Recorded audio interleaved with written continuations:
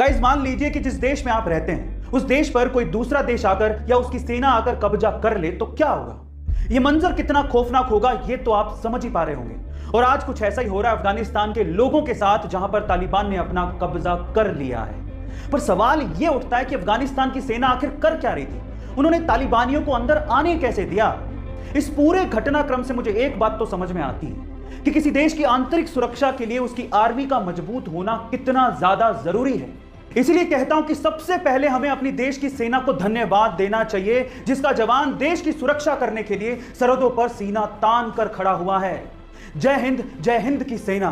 आप लोगों ने अपनी जिंदगी में जिंदा लोगों को रेस को जीतते तो देखा होगा, लेकिन क्या आपने कभी अपनी जिंदगी में मरे हुए यानी कि मृत लोगों को रेस जीतते देखा है?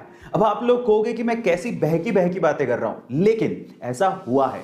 1923 की बात है, घोड़ों की दौड़ चल रही थी। उसमें से अचानक से एक घुड़सवार को हार्ट अटैक आ जाता है और वो वहीं घोड़े पे बैठा बैठा मर जाता है। लेकिन घोड़ा रुकता नहीं है, वो अपने घुड़सवार की मृत बॉडी को अपने ऊपर लिए दौड़ता रहता है और फाइनली फिनिशिंग लाइन को सबसे पहले क्रॉस करता है। और इसी तरह से वो घुड़सवार बन जाता है मरने के बाद पहली बार जीतने वाला घुड़सवार। उस बंदे का नाम था फ्रैंक हेयास और वो दुनिया का इकलौता ऐसा घुड़सवार है जिसने मरने के बाद घोड़ों की रेस जीती। लोगों को टैटू बनवाना बड़ा अच्छा लगता है, लेकिन अगर आप अपनी बॉडी पे टैटू बनवा रहे हो तो पहले इस वीडियो को ध्यान से देख लेना, क्योंकि अगर आपकी बॉडी पे टैटू होगा तो आप इंडिया में बहुत सारी हाई लेवल गवर्नमेंट जॉब्स और बहुत सारी सिविल सर्विसेज में अप्लाई नहीं कर सकते हो।